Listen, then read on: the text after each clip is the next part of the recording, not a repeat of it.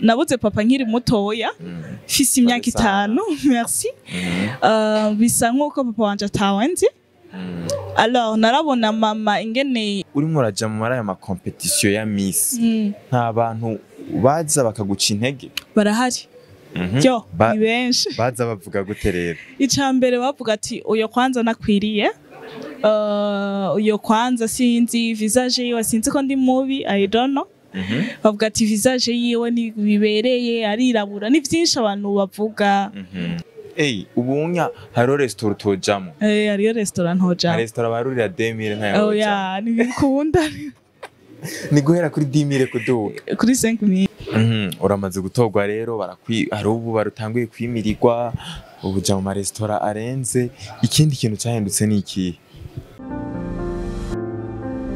Hello muraho murakomeye nizere ko mumeze neza aho muherereye hose mu micungararo igizwe igihugu cyacu ciza cy'u Burundi kuba ari hanze yacu mu nkundire ndababwira ati mwaramutse canke mwiriwe bivanye naho muherereye nongira ndabaha ikaze mu kiganiro cyacu arico cyanyu mushikizwa na jewe Omario kuri Yaga Tech TV uyu munsi nabazaniye umwigeme umwe ari mu bagiye mu higanwa rya Miss Queen Ngoma 2024 yongera agirirwa amahigwe aja muri bane ba mbere yabaye deuxième dauphine muri Miss Queen Ngoma reka ndamwakire tuyage vyinshi mutari mu muziko haba mu rugendo yagize rwa Miss Queen Ngoma canke inyuma yaho reka ndamuha ikaze welcome murakoze cyane murakomeye yego turashima kwidondora abariko baradukurikirana nitwa Annie Lauriane Ndikumana dumwigeme afise imyaka 20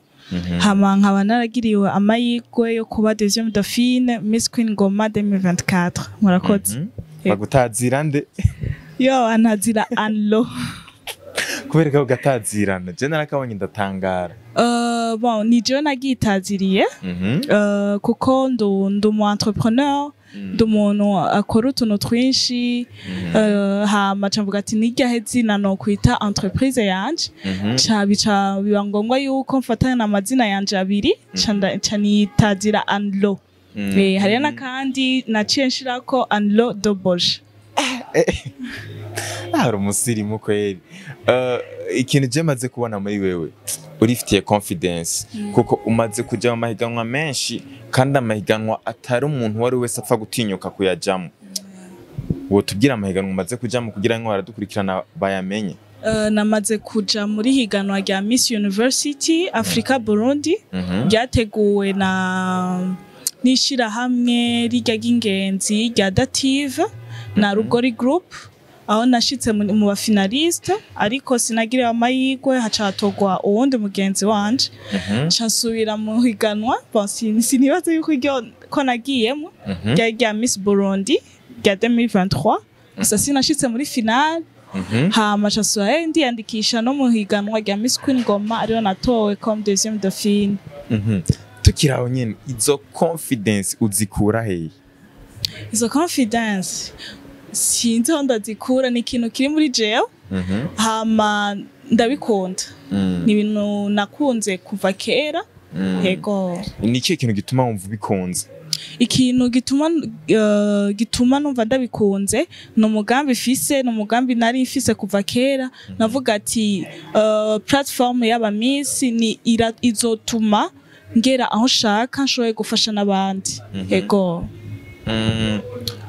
mbo uvuze ati izomfasha gushika aho nshaka gushika canipfuza kumenya ushaka kuzoshika hehe icitegerezo nkeneye bon image nkeneye ni kuba une idole une exemple ku bantu kugira abantu bashobore kunda bavuga ati turafise umuntu turafise icitegererezo hama abantu bakandabirako kugira nabo nyene bashobore kuronka ingufu mu byo bakora ari byo byose ariko rero twigwire mwiganwa ariryo wagiriwe n'amahigwe uratogwa nka deuxième dauphine bita Miss Queen Ngoma imbere yuko uri jamwo byari bimeze gute ni kiye kintu cagupushinze ukumva yuko wo kwitabira iryo higanwa narabonye kwanza affiche ndabona yuko bahamagaye abantu bashaka kwiyandikisha. Bon, ubwa mbere j'ai hésité mais ubugira kabiri suye handi kuyibona naciye mvuga ati wayi ntashobora kubijamo kandi ari byo nkunda kandi ari ikintu nkeneye gushikiriza ku banyagihugu ku bantu bari bo bose kugira shobore gutera imbere kandi neza imbere n'igihugu cacu. Ego ca ndiyandikisha cantumye kuja muri Miss Queen Ngoma ni kwari kuyerekana kugira abantu bambone oya kwari kugira mfashe abandi bana.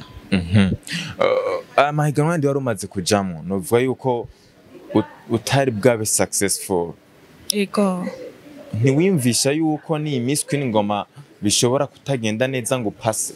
Mu bisanzwe mu mahiganwa yose na muntu mu mahiganwa yose nta muntu novuga ati atsindwa.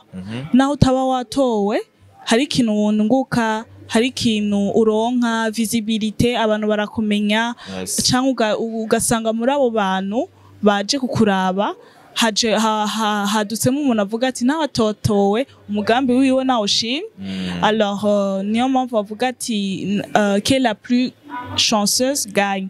Urumva bose baba bari intelligente ariko amachance niyo aca kuramo umuntu nuko novuga. Ego ikintu maze kubona muri wewe ku givinga up ni ikintu kiza ubwa nyuma. Biragoye ugire umuntu akubone wewe wacitse intege mu kintu. Biragoye. Izo nguvu zikura hehe? Bon, mfise umuvyeyi wanje nabuze papa nkiri mutoya mfise imyaka 5. Merci. Bisa nkuko papa wanje atawenzi. Alors narabona mama ingene agwana ingene elle n'abandonne jamais. Alors novuga yuko ariho nakuriye source yo kudacika intege. Uratubwiye yuko wabuze papa wawe ukiri mutoya. Je nipfuza kumenya ukimubura kuko ndazi ni ibintu bitaba vyoroshe iyo ubuze umushinga naye mu rugo kuko bamwita inkingi y'urugo. Iyo umubuze muri famille ukiri mutoya ni bihe bitaba vyoroshe. Vyagenze gute? Mu bisanzwe narabuze papa nkiri muto. Afise imyaka 5 niyo nabuze papa. Alors vyaneye yuko shora kwigunga narigunga cane. Twarashobora kuba turi muri gara y'abantu. Abantu bagatera inkuru cyo gasanga nibereye n'ahandi. Nibereye kure abantu bakamamagara bakambya ati ingo ariko nkumva yuko sifise iryo shaka, sifise uwo mutima wo kuganira n'abantu. Nari mfise novuga ati umubabaro ntaza aho uvuye nkavuga ati nikora nabuze papa gusa. Alors vyabaye imyaka myinshi, imyaka ingahe gabaje n'ubu ni karamvamo. Vyambaye ku myaka myinshi hamwe numva nanje yuko bitankundi canangura kuja mu ma groupe. Aro natanguye kuja muri chorale kugira niyumve neza yuko ndi kumwe n'abantu ko numve yuko mbere yuko uja muri ayo ma groupe. Papa wawe amaze kwitaba Imana, mama wawe yarakora iki? Mama yari umucommerçante, yaragurisha impuzu z'abana muri ville. Ibihe n'ivyari vyoroshe. Inyuma yuko apfa umengo na n'umwaka umwe waheze isoko nkuru ya Bujumbura icirasha ihiye. Voilà ihiye kuko nibuka voilà ihiye niyo yaciye atwimura ko twari twiga muri privé aca dushira muri leta. Haheze nk'imyaka 2, reka mvuge imyaka 2. Isoko nkuru ya Bujumbura yahiye ryari? 2013 hari kuko papa yapfuye muri 2009. Haheze imyaka 2 3 ine. Haheze iyo myaka 4 ucuja muri leta. Bivanye nuko kuntu waguma wigunze kubera ko mutama wawe yitavye Imana. Ni ibintu bigaragaza yuko mwari mufitaniye imigenderanire na papa wawe. Yego. Numva nipfuza kumenya mwari mufitaniye imigenderanire imeze gute? Bon, icambere kwanza yari umuvyeyi yatwigisha. Kiratwigisha akantu kose kabaye avuga ati oya usuko bagakora bagavuga uko. Par exemple nko gutumira umuntu ngo aje gufungura uyo munsi ndavyibuka namubwiye ati papa ivyo kurya biri ku meza ati oya suko bavuga ati karibu ku meza urumva ako kantu nyene banavuga ni byinshi yatwigishije yatubereye umuvyeyi mwiza yego en fait yakwigisha imico uko ingene ushobora kuvuga ibintu akatwigisha indimi akatwigisha twovuga ati novuga indimi uvuga ati baramukanyuku ukinaho ukiri umwana utegerezwa kubimenya utegerezwa yuko umuntu mu gifaransa umuramutsa bonjour ari mu gitondo bon après-midi après-midi bonsoir ari soir c'est ça ibintu byinshi yatwigisha iyo novuga ko yari nka depression umaze kugenda waradeprime hama utangura kuja mu ma group mu ma group wihuriza hamwe n'abandi bafise ibibazo bitandukanye ego muri kohare nkumva yuko kandi na mu gutora iyo kohare njamo navuga ati reka ntore kohare ifise vibe imwe nyene itesa caja muri kohare y'igiswahili ariyo no usanzwe ndirimba abona havuye ndabikunda nsanga ariyo ngabire mfise y'igiswahili baririmba mu Kiswahili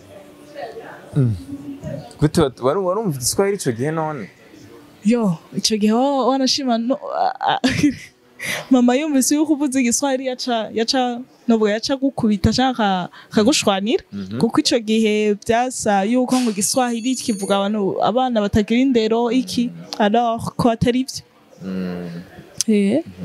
n'umunsi ngenda yambye ati kubera ko utagiye mu Kirundi tikora ariyo nakunze c'est ça ico gihe byarakoroye kugira wibagire ivyo gikomere wagize cyo kubura papa wawe bon byaragiye biragabanuka buke byaranyoroheye nabonye yuko natoye inzira nziza kuko ari abandi bagira depression bakaca baja kunywa inzoga iki nanje navuga ati reka niyegereze Imana nyene niho rero naciye nahora yuko bigavuga ati yuko Imana ari se w'imfuvyi sisa nico nagomye nishira mu mutwe n'ubu n'umuntu ambwiye ati ne imfuvyi ndamubwira oya sisa mati Imana ni ari se imfuvyi c'est comme ça uvuze ati n'ubu ngo karacakurimwa ku kantu bon karacandimwo mvuze ati ko gutekereza kuko hari igihe binjiramo nyene nkavuga ati sinkeneye gutera inkuru nkabaraba uko nyene mukavuga nkatwenga ariko sintera inkuru hari n'ikindi gihe mvyuka nyene ndumusazi nyene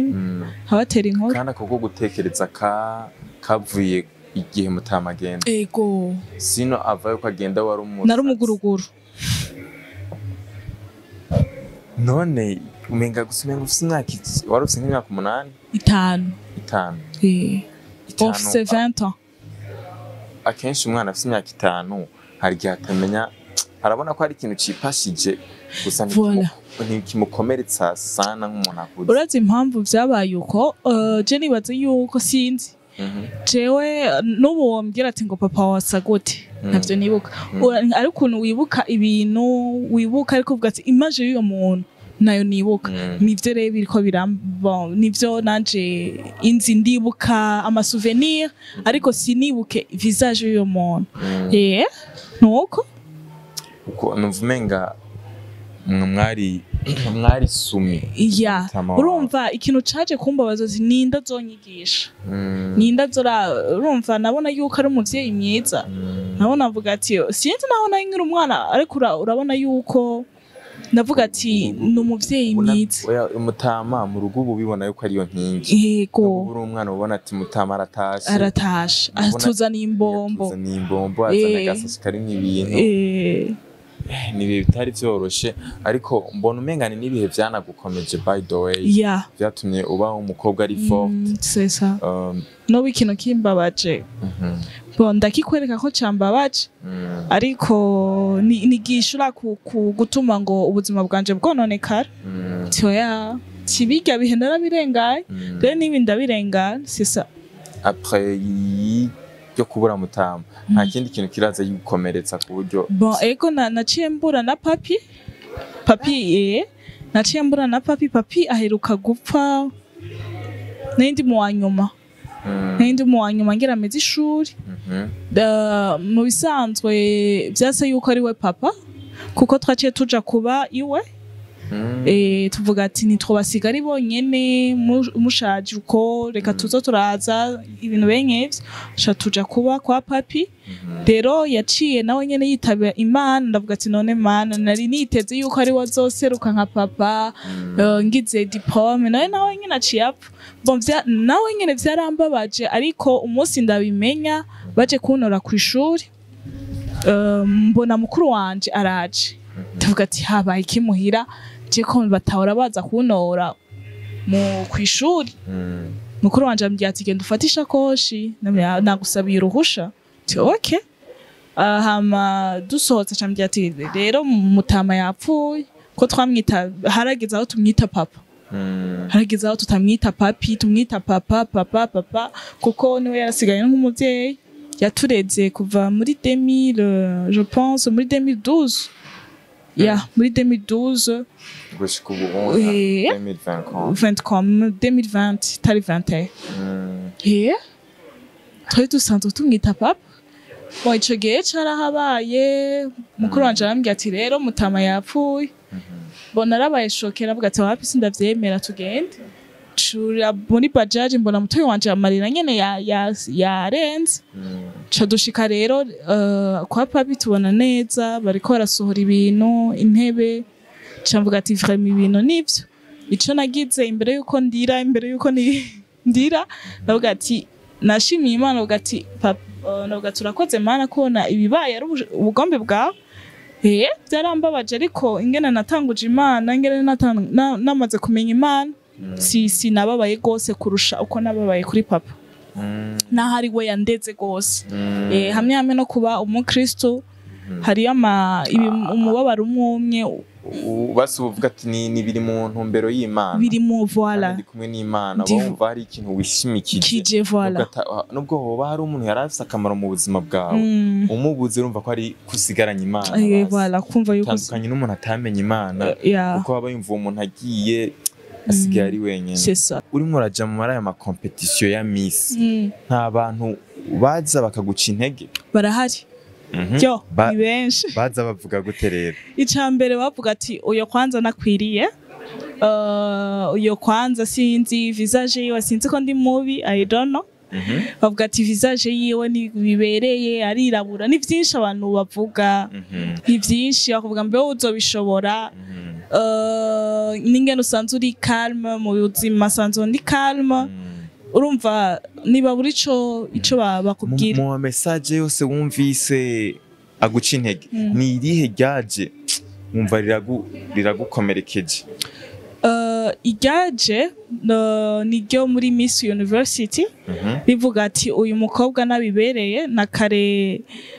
si mwiza na gose naciye nahura mvuga ati none turavye ubwiza bw'abantu bwo physique ni giki botora urumva navuze ati iyo abarundi boraba ubwiza buri mu mutima boraba projet y'umuntu afise bataravye ngo uyu muntu avahe bataravye ngo uyu muntu ko ari mwiza gose niwe twotora uburundi bwotera imbere gose sishatse kuvuga yuko ngo muri jury harabaye ngo oya mvuze ku bantu bagira ama critique c'est ça okay ngaho rero iganwa rya Miss Queen Ngoma riratanguye uriyandikishije warumva yuko uzotogwa canke vyakubereye igitangaza vyambereye igitangaza kuko numvirije abakobwa twari turi kumwe nukuri bari bafise imigambi myiza cane gose cane hamwe mvuga ati je sinzi yuko nzotogwa ariko c'est que nagiye nshize mu mutwe mvuga ati ntogwa ntatogwa je suis la meilleure je suis la gagnante c'est ça uvuze ati warumva yuko wari bafise imigambi myiza nipfuza kumenya umugambi wawe wavuga gute umugambi wanje nawise chaque enfant chaque chance n'umugambi usanzwe ndawukora na utanguye n'umugambi ufasha abanyeshure udaheba ishure kubafasha mu kiringo cabo c'ishure kugira nibaheba ishure kumvo zitandukanye kumvo z'ubukene canke kubura ifungurwa kugira inzara ibintu benk'ivyo urumva uwo mugambi waruje kubafasha n'ubu uvuze ngo warawutanguye ni ibihe bintu umaze gukora ni ibihe bikorwa umaze kuransa ubwa mbere kwanza ndabifashishwamo na association sanzwe ndimwo ni organisation reka ndayitwa organisation kuko association n'ibintu muracanga kugira mu nyungu zanyu reka mvuge organisation yitwa Together for Fine Future twamaze guha abana amakaye y'ishuri kumva no kuvyiwanje namaze kugaburira abana ubu ko batanguye ishure n'ubu tugira tubitangure twarabitanguye mu kwezi kwa gatanu niyo twatanguye mu mugambi no mwaka nyene wo kubagaburira rimwe mu ndwi rimwe mu ndwi ariko ubu twafashe ko tuzotoragaburira gatatu mu ndwi yego cyumvikana kwishiramwe riko riratera imbere yego ukimara gutorwa ni ibihe bintu vyahindutse mu buzima bwawe ni vyinshi ni vyinshi icambere narahinduye ahantu nakunda kuja kuko ivyo bintu barabituza gose bamaze kuba mu misi par exemple hariyo handre ububare bon si nkunda ububare ariko hari igihe tuba twasohokanye n'abagenzi bakaca batora akabar nyene nko kuri 11 mu Kamenge nyene hajya warajayo kuri la classe naramisi nyene kuki watora twe twafashe 11 muri rusange oya kuri la classe ni mwumve nabi kuri la classe tukagenda nyene tukaryoheka ariko ubu narabizi sindavyemerewe unize bare none wemerewe kujamo that just ningere yatama bar enzi canigumira muhira cankaja mu restaurant nyene uri chic ukon ubunya haro restaurant tojamo hariyo restaurant hojamo restaurant barurira 2000 ntayo oya nibikunda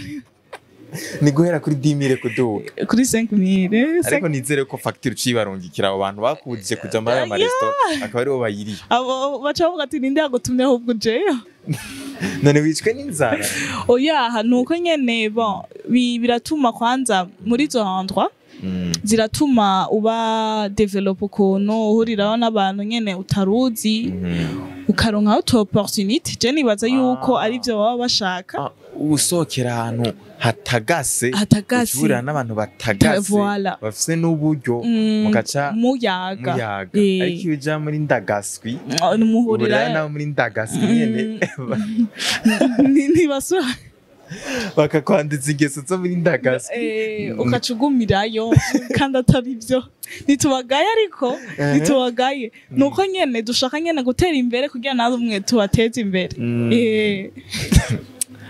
barabivuze kwera ingungo abamisi ngo barishima barabivuga nk'iki kintu biva ko kumbe nico oya nitwishima no kore nitwishima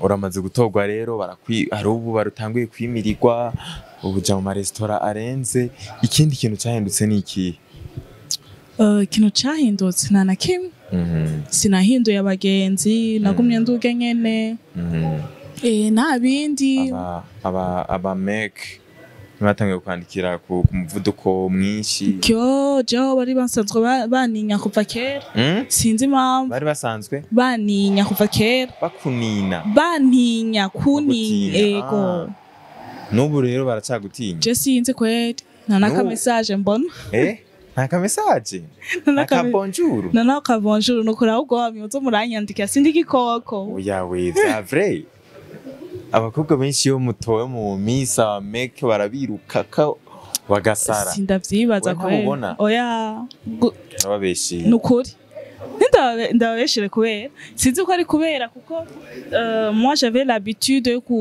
yo kuba sérieuse urumva umuntu ambonye ndi sérieuse ukuntu ndi calme yaca ninya urya muntu sinoshobora kumwegera ibintu benye ivyo navyo nyene ni sawa ni sawa ku mukobwa kwiha agaciro ko ata oya reka ndakireke igituma je nta bitahura igituma batakwandikira buri Melanin Queen gute Melanin Queen ntuzi cyo gisigura hajya anya Melanin Boy ntuzi cyo gisigura ndacumva urumva bisigura yuko ndi umuntu azwi Melanin Queen no umwami kazi azwi panazwi Melanin kivuye mu bintu vya black nature okay urumva no umuntu umwami kazi novuga yirabura basi afise nari naturel okay. urumva we rero uri melanin queen kandi n'igituma uri nawe warabaye deuxième dauphine urumva kandi rero reka ndakubwira ikintu abami bavuga yuko bakunda ba melanin queen kuko urabizi yuko nono n'imigani y'ikirundi ivuga yuko inka yirabura ari iryosha amata uravyumva sasa rero n'abami bakunda abo bamikazi abo ba melanin queen kubera abo ba melanin queen si inka ngo zikamwa amata ahubwo baca bakora ibikorwa vyiza nivyo vyaca bisubirira ayo mata. Okay. Sibindi wari wiyumviriye n'ibiki none? Jenda niyumviriye yuko mu melanin queen ari umuntu mu mwamikazi me azwi ndazi. Oh, ivyo bintu vyari bitumye utwenga. Mvuze yuko ya urantwengeje no kuri navyo narinzi. Arumva rero nawe rero niyo mpamvu ntabitahura ukuntu aba make batakwandikira babaza ati mbe melanin queen wacu ameze gute yavyutse gute uramuramaye akazina melanin queen bashangiye kugashira kuri Instagram nzoga kubiteka kwerekana kubereye kuko uri naturel ntibigeze uzi yuko uwagize n'agatiro gusa n'akarabero nta bintu birebi. Merci. Kuva uyu munsi message zigiye kwisuka ntuzobakira. Oya gusa bashatse yuko ndabafasha no kuri Karibu. Ariko by the way ni navyiza ko batakwandikira cyane bituma na sheri wawe adahangayika. Sheri wahe? Mundo.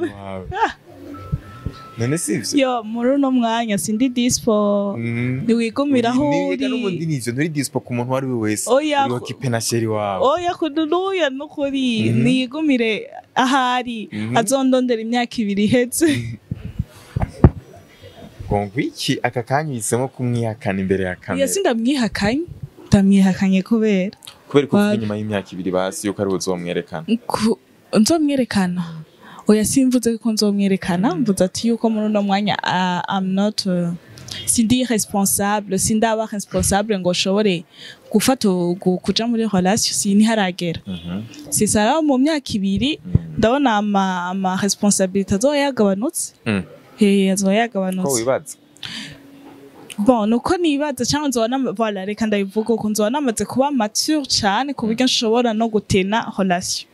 Nshobore kwekiribra vyose. Ubu urumva yuko uyigiyemo havuri gusaza mu mutwe. Ubu nukuri osanga nukuri ndiko ndamubesha.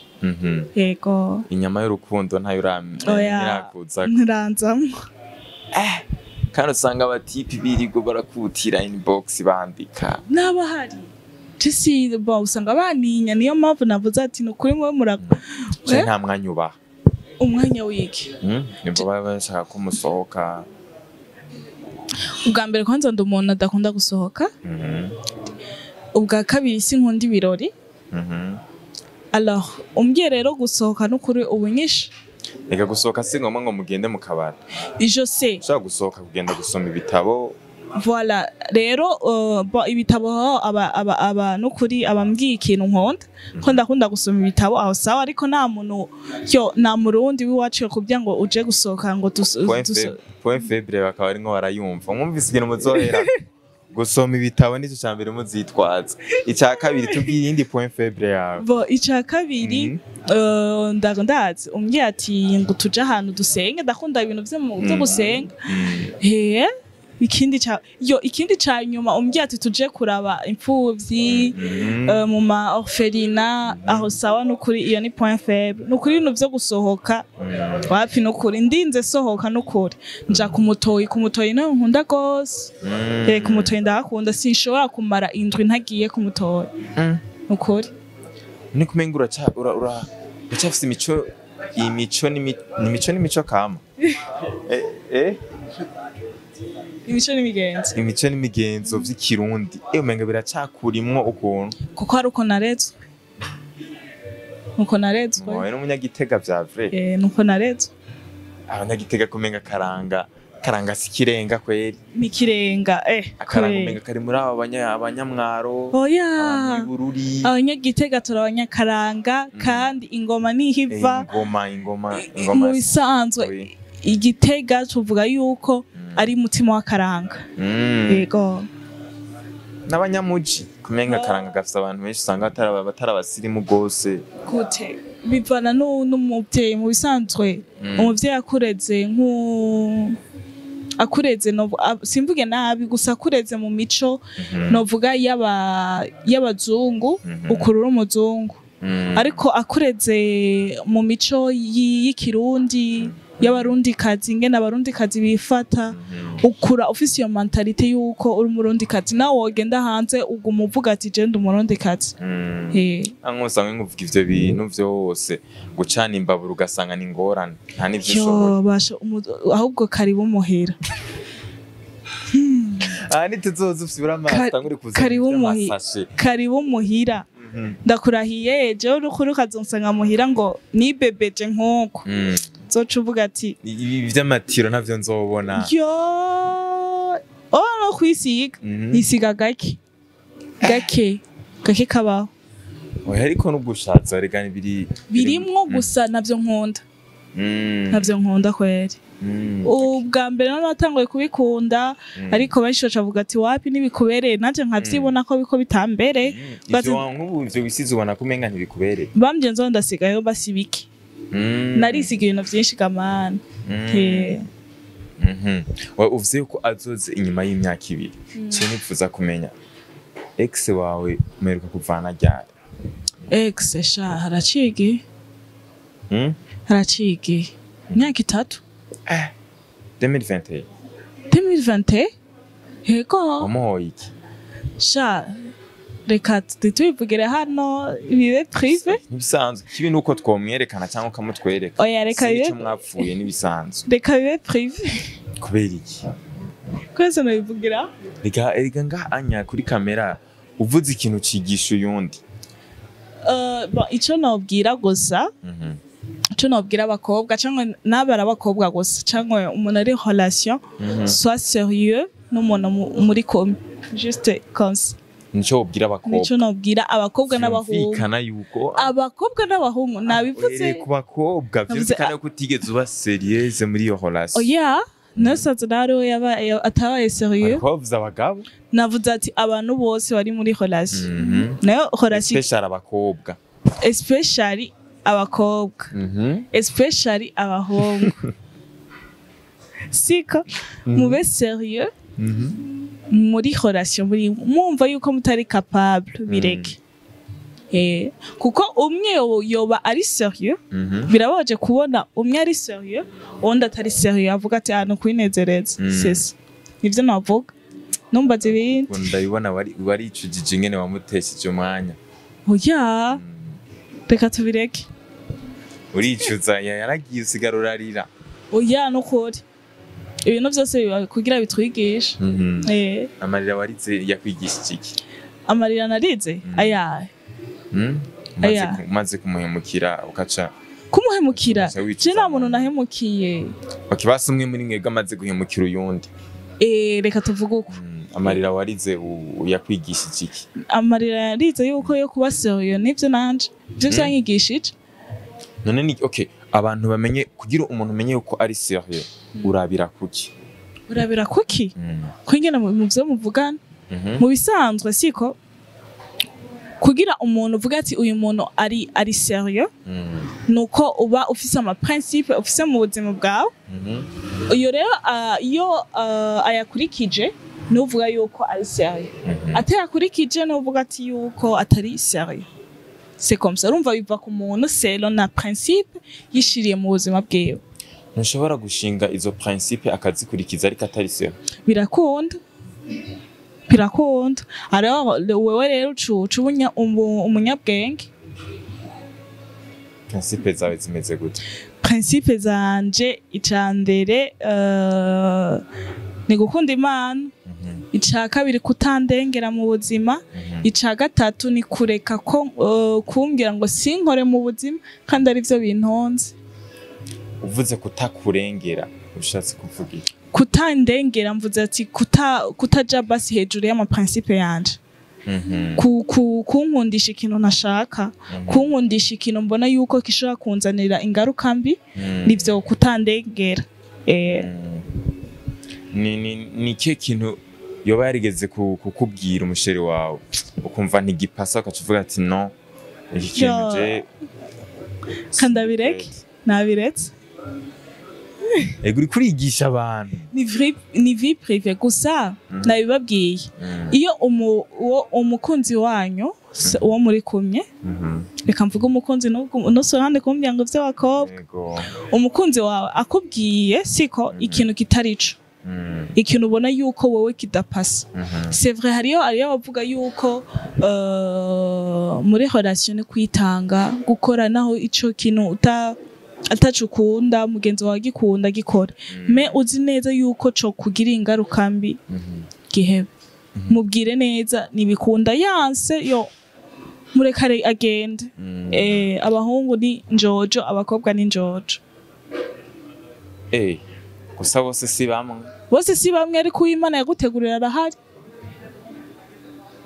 ariko ushobora kuba hari hamukitwara nabi gute none ndakubaza n'abantu usanga baba bakundanye bafite n'aba ex 10 cyangwa 20 ugaca usanga uwa 20 ari wo novuga ati ashize mu nzu nenda kubaza nta bantu usanga barakundanye bakanabana imyaka igera ku myaka nka 20 ababana amako cha batandukana abo bantu iyo batandukanye umwe wese ni kuvuga uwo ntesi wose ntiyari uwiwe mu buzima bwiwe ushatse kumbya muri mariage canke muri mariage ikaba bakabana dukurikije ivyo Bible itubwira wamaze kwiyangaje urumva c'est toi qui as fait choix mbi kandi sinibaze yuko umuntu muba mwakundanye imyaka 20 muri kumwe ko woca uvuga ngo dispute yoca uvuga ko yuko mutari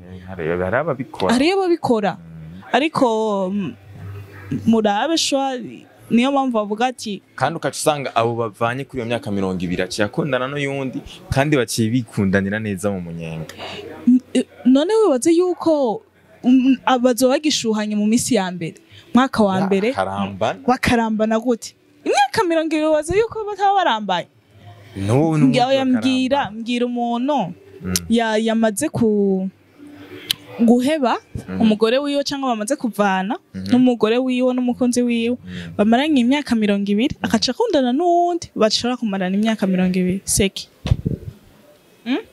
uwo muntu ushobora kutakwa ntomumenya ngo ndamumachoning ariko uko biri kose arahari reka yenda watera inkuru siko mariage c'est ikintu cyo gupfinisha mariage ndakunda mu Giswahili bavuga ati ni pingu za maisha wambaye alliance basha uburi mu munyororo ubufunzwe nuwikurayo basha bavuga ati akanure kaza kunyica ngo maka urupfu ni kuvuga yuko ugiye muri mariage ugiye mu munyororo bavuga ati ni pingu minote ubushizeyo minote urumva nahuja na usubira abantu bakinisha mariage bakaca bagenda wowe rero kugira ugire mariage ni wicuze mu buzima nibivuga ati ngo kubera iki nagize mariage noyo banza umenye ico ushaka surtout abakobwa bagenda kugira mariage kubera ngo naka afise ibintu kubera ngo naka uyu muhungu aratunze ibintu birahera je nibaza yuko ivyo bintu nivyo bituma urugo rwinshi rusamboka ingo zinshi zisamboka ukaje usanga umukobwa agiye kubera uyu muhungu afise amatongo afise amahera menshi ahembwa nimba ari 6 million ku kwezi ndazi hari abahembwa 6 million kwezi banayarenza ukaje usanga agiye kuri ivyo bagiye muri mariage akazi karapfuye cyangwa asanga uyu muntu yari umuescro rero wamaze guha rero iyo wamaze kwishira muri mariage nukuri gumamwo niwe wagwiteyemo bivanye n'amahorasyo ubona mu bagenzi bawe canke mu nshuti ziri hafi yawe ni ikihe kintu ukunda kubona kitagenda neza kuburyo utifuza yuko cyo gushikira muri relation yawe? Ikintu kitagenda neza ubwa mbere kubona yuko wogaya uwo mukundana ukamugaya ngo kubera adafise akazi cyane cyane ivyo biba surtout ku bakobwa. Ndabivuga ku bakobwa kuko nibo bafise iyo ngeso. Abahungu nta ngeso bafise yuko oyo guheba ngo kubera atacu ufise yavuga ati ndagufashe sifise akazi. Ariko umukobwa aba yamaze gushika aho ahantu novuga ati yifashisha avuga ati jewe ndaronka ayo ku kwezi, ukaca usanga atanguye kugaya umuhungu bari kumwe, umumeke bari kumwe, umumeke yamufashije gose, umumeke uca usanga bamaranye igihe kinini, umumeke yamwihanganiye muri vyose, umumeke yamubwiye ati ja muri ibi uzoronka amahera, ukaca utangura kumugaya. Oh mon Dieu, mpamvu namasenga Imana mvuga ati amahera ukazona yuko mana, ukazona yuko umpezagiye ntushobora kugaya nawe yo ari umuhungu, ntushobora kugaya umuntu ari we wese yanyema naco yoba mariye. Ufite umutima mwiza. Nuko mu buzima bimeze. Nyambo kubivuga ariko bimeze no ku mutima. Hahiriwe umugabo wawe. Gira ijambo rimwe rero abakunzi bawe. Ijambo rimwe. Relève-toi, secoue-toi et avance. Kabura hejeje. Non, ndahejeje. Relève-toi, secoue-toi et avance. Okay. Urateganya kuzosubira muri ndi higanwa? Ego bibaye ngombwa. Miss Burundi zosubira. Miss Burundi munyiteke. Ihiganwa riza rikurikira uri ready? Ndi ready. Hama tugira Instagram yawe kugira tuze tugukurikire turabe yuko vya bikorwa batwemerera yuko uzogenda urabishira. Abana nabemereye. Bon, ego narabemereye namaze kubitangura n'ukuri. Ahubwo muzoraba yuko nkiri mu gikorwa. Nkiri ku kivi. Instagram yanje ni Anlo Bosha, mfise Instagram zibiri. Mfise Anlo Beauty and Hair Treatment, iyo ni akazi. Mfise yiwanje rero iri personnel, yo yiwanje rero ndacishamwe n'ibintu vya iyo ya Anlo Bosha yiwanje. Niyo nshiramo rero n'ama activity nakoze.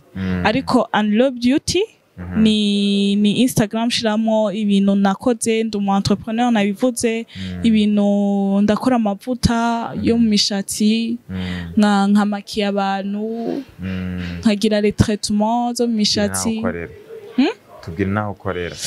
Nukuri simfise aho nkorera, simfise en ligne. Ego. Ako turaho nyene ako kazi imbere yuko tugenda duheza ikiganiro tugende kujya wa miliyoni. Mwe baguha muri Miskin Ngoma. Sinzoba. Tugenda kuburyo ubunyene. Ako kazi niko kagutunze mu buzima busanzwe. Ego. Ko karambeshejeho. Okay. Reka tunyarutse rero tugende kujya ujya miliyoni. Tugende nariko nababwiye sindabako kiretse mu muri. Uraduhako shimira abakunzi bacu. Ndashimiye abakunzi ba Yaga Tech, ni Yaga Tech. Ndashimiye Yaga Tech TV. Ya voilà, Yaga Tech TV. Ndashimiye abakunzi ba Yaga Tech TV, ndashimiye wantumiye Omayo. Nawe yanzungurishije gose ndamushimiye. Hama mubandanye nyene mukurikirana ino TV ya Yaga Tech TV. Muzomenyerayo byinshi, ndazi yuko bazotumira abantu bashobora kubigisha, bashobora kubungurira ubwenge. Nanje bose kandi kuntumira nzobita. Murakoze. Merci nawe reka ndagushimira. Reka nshimire yo umuntu wafashe umwanya wawe ukaraba kino kiganiro kuva ku munota wa mbere gushika ku munota wa nyuma aho uri hose wubahwe. Big up on yourself.